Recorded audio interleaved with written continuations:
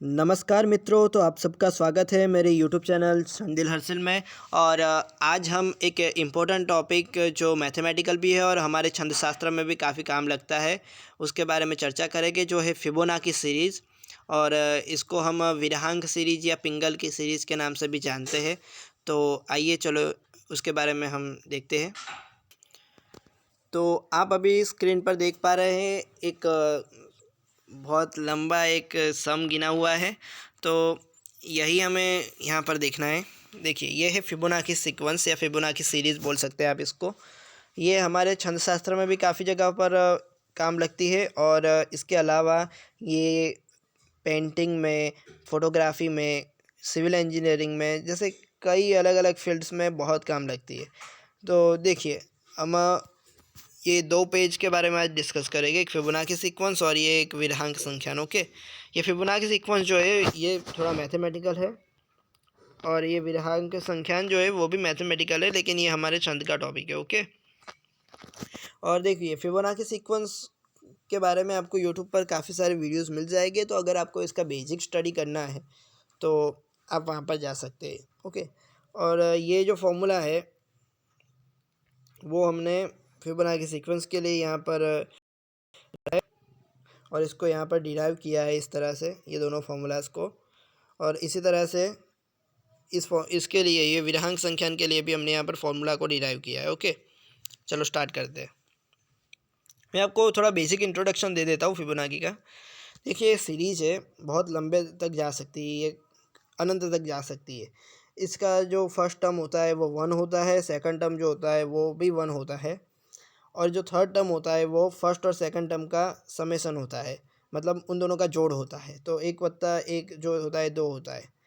और उसी तरह से जो फोर्थ टर्म होता है, जो चौथा पद होता है, वो दूसरे और तीसरे पद का जोड़ होता है। इस तरह से 1+2 वो 3 होता है। इसी तरह से आगे हम काफ़ी आगे बढ़ सकते हैं, 1, 2, 3, 5, 8, 13, 21, इसी तरह से हम काफ़ी आगे जा सकते हैं। ओके,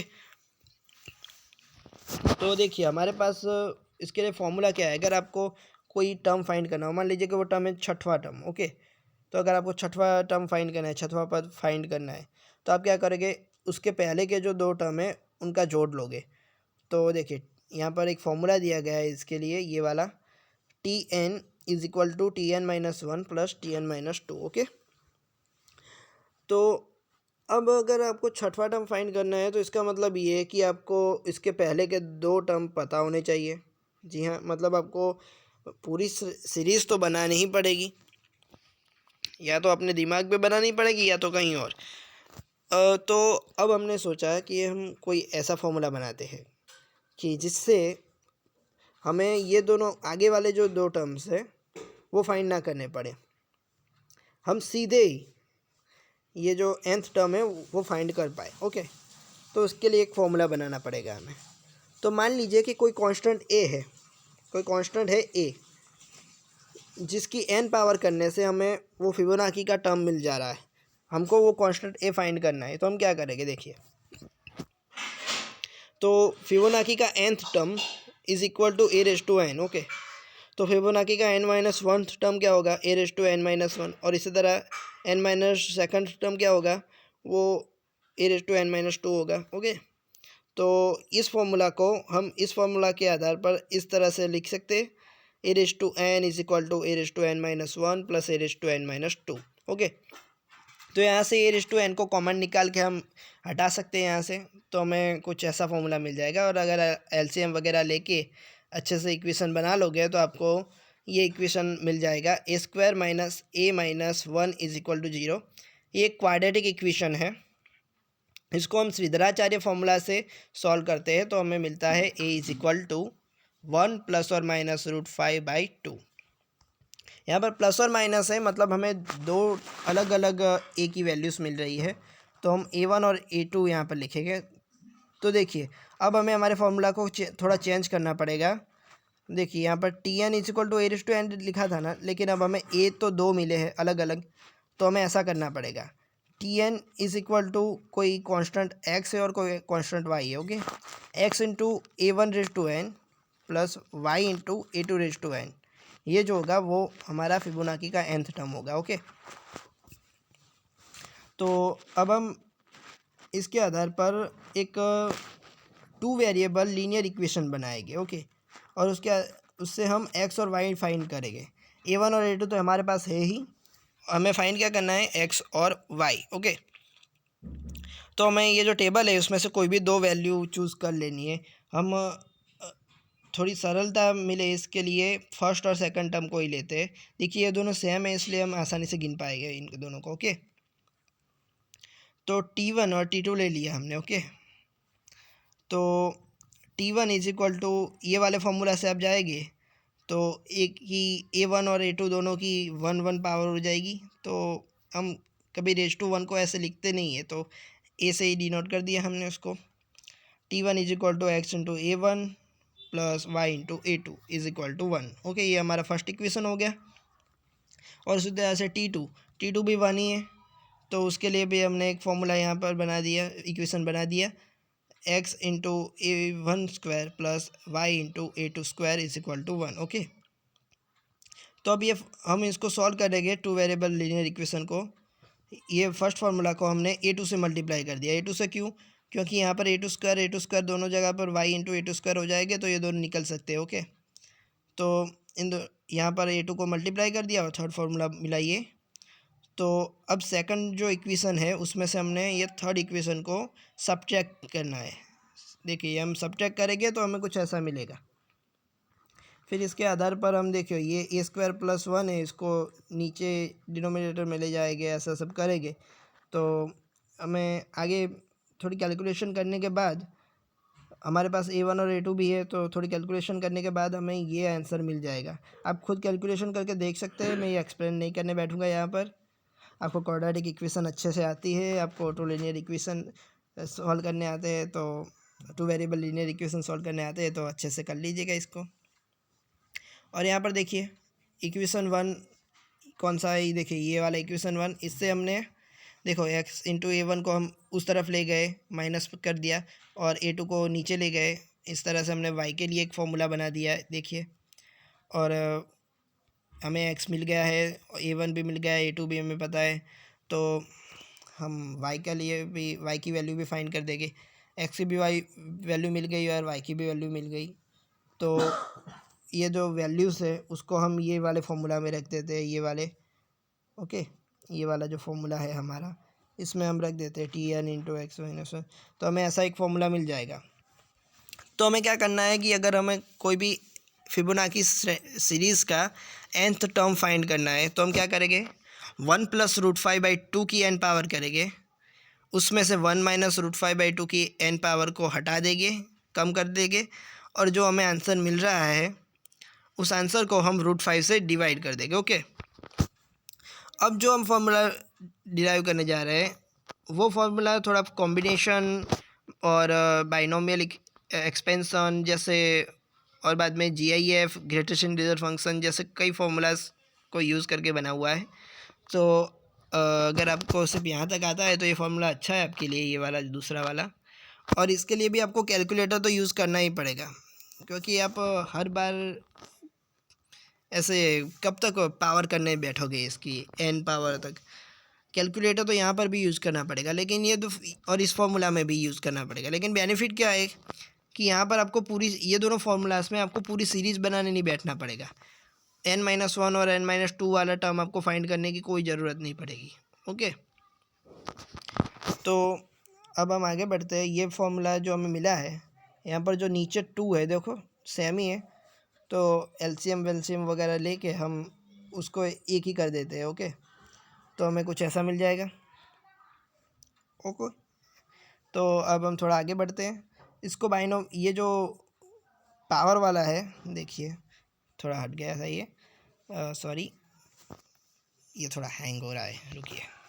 हाँ, अब देखिए यहाँ पर जो ये 1 प्लस रूट 5 और ये 1 माइनस रूट 5 की n पावर है, उसको हम बाइनोमियल एक्सपेंशन से थोड़ा एक्सपेंड कर देते हैं, तो इसको ऐसा मिलेगा आपको। अगर आप इसको एक्सपेंड करके देखोगे ना, यहाँ पर देखिए माइनस है, यहाँ पर आपको ठीक से दिख नहीं रहा होगा शायद से, यहाँ पर ब्रैकेट माइनस को छू गया है इसलिए।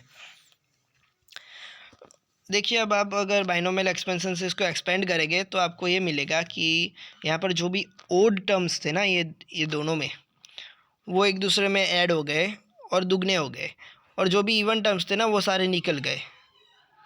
आप एक बार एक्सपेंड करके देख लीजिएगा इसको, आपको पता चल जाएगा। तो इसके आधार पर हमें सिर्फ ओड टर्म्स ही मिले तो हमने इसको इस फॉर्म में कन्वर्ट कर दिया। ओके, तो इस फॉर्म में हमने कन्वर्ट कर दिया इसको। ओके, तो यहाँ पर आप जो देख सकते हैं n-1/2। हाँ, तो इसके बाहर जो ब्रैकेट है ना, वो एल और मिरर एल जैसा दिख रहा है, वो ग्रेटेस्ट इंटीजर फंक्शन को डिनोट कर रहा है। ओके, अगर आपको ग्रेटेस्ट इंटीजर फंक्शन नहीं पता है तो मैं एक शॉर्ट सिंपल एग्जांपल आपको एक ट्रिक दे देता हूँ इसके लिए, ये n-1/2 के लिए। देखिए, अगर आपका n ओड हो ना तो n-1/2 ही रखिएगा। ओके, यहाँ पर कुछ मत कीजिएगा, सिर्फ n-1/2 रखिएगा। लेकिन अगर आपका n इवन हो तो n-2/2 रख दीजिएगा। ओके, और देखिए ये जो है ना, ये जो ब्रैकेट में ऐसे लिखा है हमने, इसको कॉम्बिनेशन बोलते हैं। इस कॉम्बिनेशन को हमने लास्ट में फॉर्मूला में इस तरह से लिख दिया है कुछ। ओके, तो अब आगे बढ़ते। देखिए, यहाँ पर हमने इन दोनों को थोड़ा आगे कैलकुलेट किया तो हमें ये मिला। यहाँ पर देखिए 2i+1 √5 की इतनी पावर है, तो √5 को हम कॉमन निकाल सकते हैं पूरे समेसन में से। और यहाँ पर 2 और ये 2n है, तो इसका तो हमने यहाँ पर 2n-1 कर दिया। और यहाँ पर √5 कैंसिल हो जाएगा, तो सिर्फ √5 बचेगा। तो √5 को हम क्या लिख सकते हैं, 5 लिख सकते हैं। तो हमने इसी तरह से ये वाला फॉर्मूला डिराइव कर दिया। ओके, तो हम अब हमारे विराहांक फॉर्मूला की ओर जाते हैं। अभी मैं विराहांक क्या है, मात्रा क्या है, वो सब एक्सप्लेन करने नहीं बैठूँगा। फ़िलहाल आप इतना ही याद रखिएगा कि ये मात्रा प्रस्तार में काम लगता है। और ये सिर्फ ऐसी एक सीरीज़ है, लेकिन ये सीरीज़ में थोड़ा अंतर है। देखिए, यहाँ पर 1 1 2 3 5 8 है, यहाँ पर 1 2 3 5 8 है, यहाँ पर एक 1 नहीं है। देखिए, फिबोनाची में जो एक 1 था ना, वो इस वाले में नहीं है, यहाँ पर नहीं है। ओके, तो अब हम इसको भी देख लेते हैं एक बार। सेम ही किया है हमने, जिस तरह से आगे किया है, इसी तरह से हमने उस फॉर्मूला को भी थोड़ा डिराइव करने की कोशिश की है। वहाँ पर हमने जो इक्वेशन बनाए थे वहाँ पर पहले 2 टर्म्स यूज़ किए थे, वैसे यहाँ पर भी पहले 2 टर्म्स यूज़ करके 2 इक्वेशन बनाए। एक्स और वाई की वैल्यू यहाँ पर थोड़ी अलग मिलती है, क्योंकि यहाँ पर इक्वेशन भी थोड़ा अलग होगा। तो एक्स और वाई की वैल्यूज़ फाइंड कर दी, और ये जो फॉर्मूला था ये वाला, ये हाँ, इसमें हमने बाद में रख दी वैल्यू।